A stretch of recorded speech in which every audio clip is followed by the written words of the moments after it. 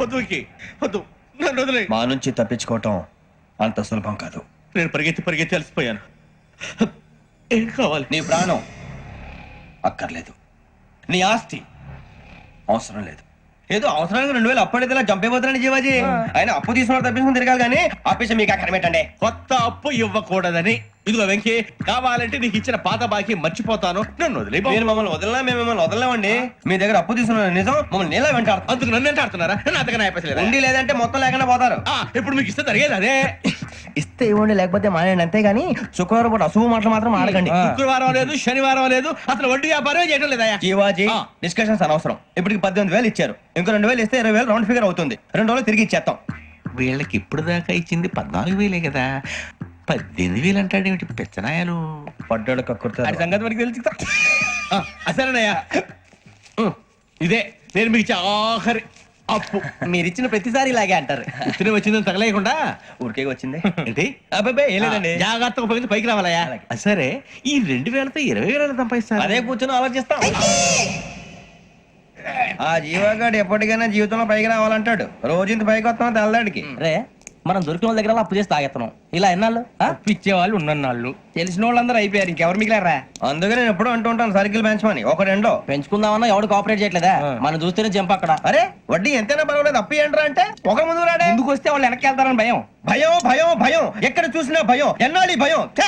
మనల్ని చూస్తే మనకే పరమ అసహాయం చేస్తుంది. మనకే కాదు, ఊళ్ళో వాళ్ళందరూ కూడా అదే ఫీలింగ్. అందరూ డిగ్రీ 3 సంవత్సరాలు చదివి పాస్ అయితే మనం 6 సంవత్సరాలు చదివి పాస్. మరి ఉద్యోగం ఎవడి? ఉద్యోగాలు ఇవ్వక, అప్పులు ఇవ్వక, తాగేది ఎలాగా, బతికేది ఎలాగా? అరే మనం మాత్రం మనుషులం కాదా? మనకి కోరికలు ఉండవా? ఇప్పుడు మనం ఆలోచించాల్సింది అది కాదు, రేపటికి ఎవరిని చంపాలి. కాలనీలో ఎవరు సార్?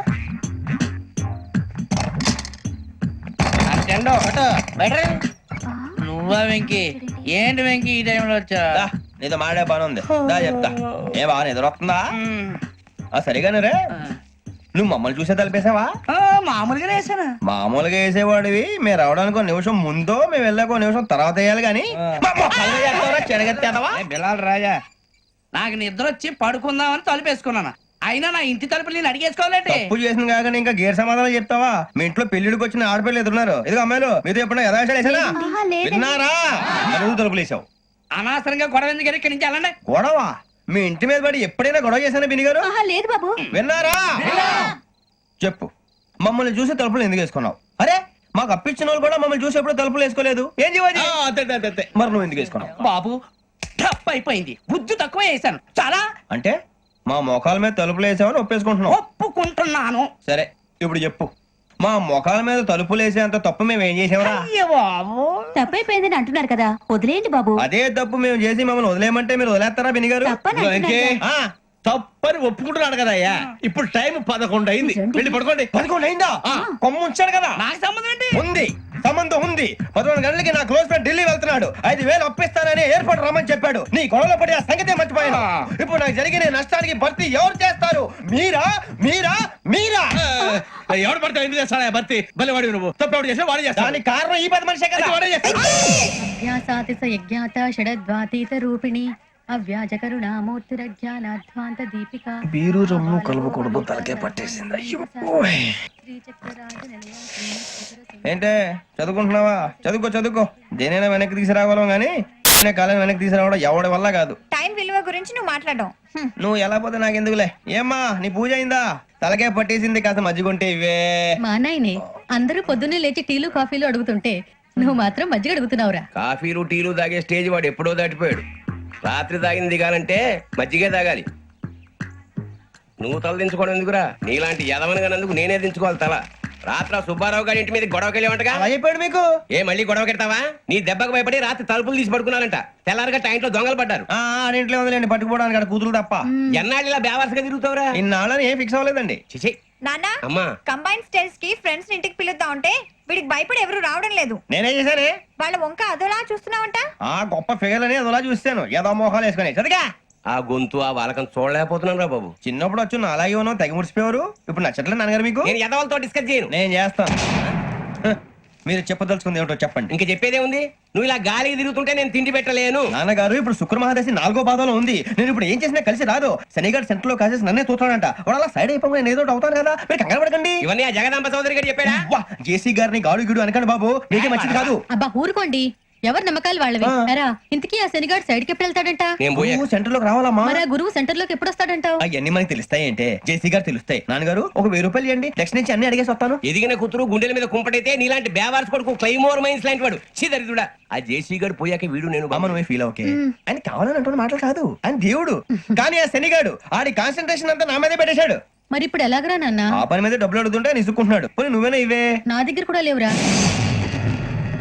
తెలుగు భాషలో నాకు నచ్చని ఒకే ఒక్క పదం లేదు.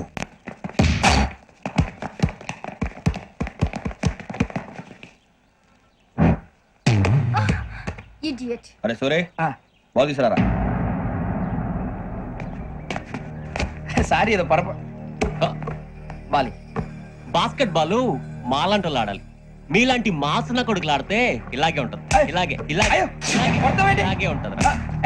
అమ్మాయిల ముందు ఫోర్స్ కొడతావా? ఆహా, అయితే నిన్ను కొడతా.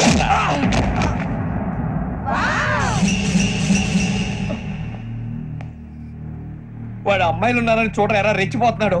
బాస్కెట్ బాల్ మీ వాడి ఆట కానీ మీలాంటి మాసోళ్ళు ఆడే ఆట కాదు అంటున్నాడు రా. రే ఇంత ముందు 2-3 సార్లు కూడా ప్రతి విషయంలో జోక్యం చేసుకుని మనల్ని కొడుతున్నాడు రా. వాడిని ఏదో ఒకటి చేయాలరా, వాడిని వదలొద్దురా.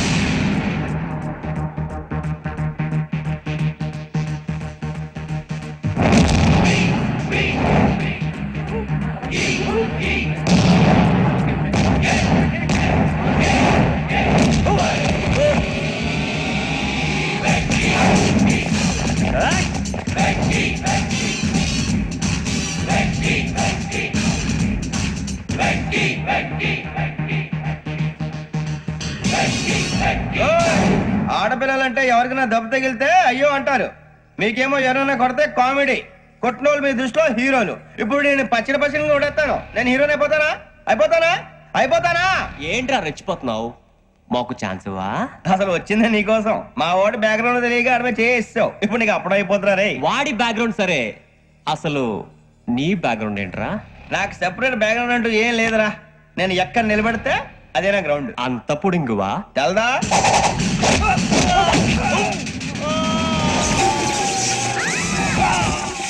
ఎవ్వా మన మామిడి కొట్టినప్పుడు వావ్ అన్నారు, ఇలాగే ఉంటుంది మరి.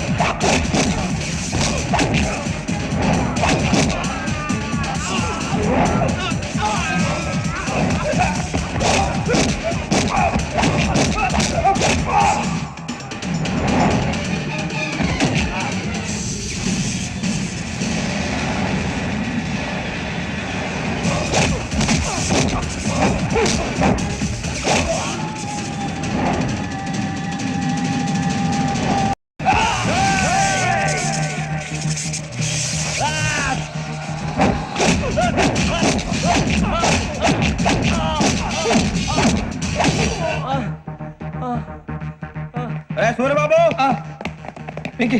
ఇందాక నేను కొట్టినప్పుడు నీకే అనిపించిందిరా? కుమ్మేయాలనిపించింది. మరి కుమ్మే. అమ్మో అమ్మో, రేయ్ నిన్ను అమ్మాయిల ముందు పట్టుకొని కొడతాను. అలా కొడితే ఏ తగ్గుతుందిరా ఆడికి? అసలే ఎక్సైజ్ బాడీ ఎదవది. తప్ప చెప్తాను, కొడితే మడతడిపోవాలి. మాస్తో పెట్టుకుంటే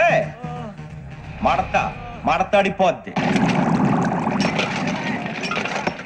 ప్రపంచంలో ప్రతి వాడు ఏదో పని చేసుకుంటున్నాడు, మనం తప్ప. మా కాంట్రాక్టర్ తో చెప్పి పని ఏదైనా ఇప్పించరా? ఎలాంటి పనులు మేము చేయం. డిగ్రీలు బిఏ, నేను ఎంఏ. ఇలా ఇచ్చాడేంట్రా? అయ్యి బాబోయ్, ఇంకేమైందిరా? మడతాడిపోయిందిరా బాబు.